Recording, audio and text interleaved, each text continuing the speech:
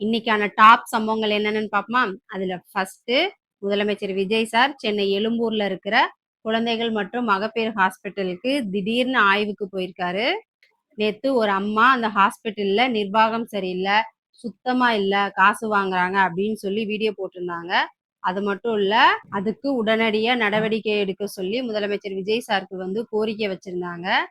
CM sir வணக்கம் sir.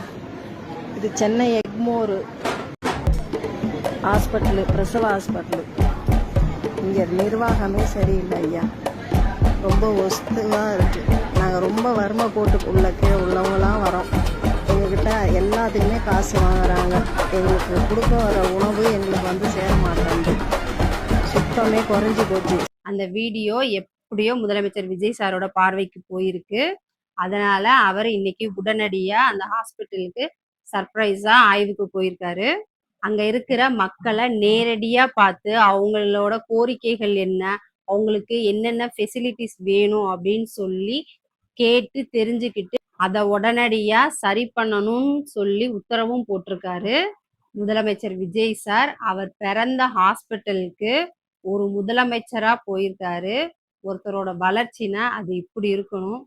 Second, தாவேகா எம்எல்ஏக்களை பேரம் பேசினதுல செந்தில் பாலாஜி மற்றும் அவரோட தம்பி அசோக், அவங்க 2 பேரையுமே போலீஸ் தேடிட்டு இருந்தாங்க.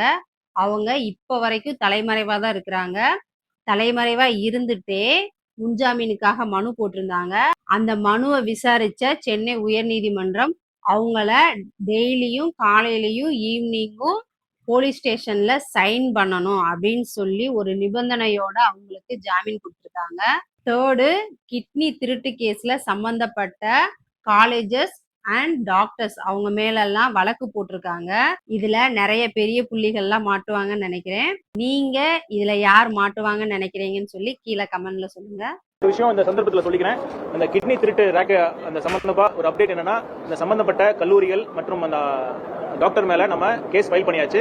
ஃபோர்த்து, முதலமைச்சர் விஜய் சார் கரூருக்கு போக கூடாது அப்படின்னு சொல்லி டிஎம்கே காரங்க உச்ச நீதிமன்றத்துல மனு கொடுத்திருந்தாங்க. அந்த மனுவை நேத்து உச்ச நீதிமன்றம் கேன்சல் பண்ணியிருந்தாங்க.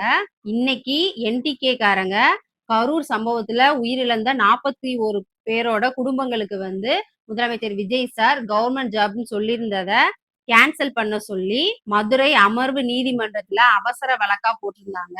அதையும் இன்னைக்கு கோர்ட் கேன்சல் பண்ணிட்டாங்க. Fifth, Thanjavur TVK MLA Vijay Saravanan அவர்கள் தஞ்சாவூர்ல இருக்கிற காது கேளாதோர் கவர்மெண்ட் ஸ்கூலுக்கு போயிருக்காரு. அங்க இருக்கிற ஸ்டூடெண்ட்ஸ் அவர் கூட ஃப்ரெண்ட்லியா பழகி இருப்பாங்க. அது பாக்குறதுக்கே ரொம்ப அழகா இருந்துச்சு. அப்புறம் இன்னைக்கு அந்த ஸ்கூல் பசங்களுக்கு ஸ்பெஷல் ஃபுட்டும் அவர் அரேஞ்ச் பண்ணியிருந்தாரு.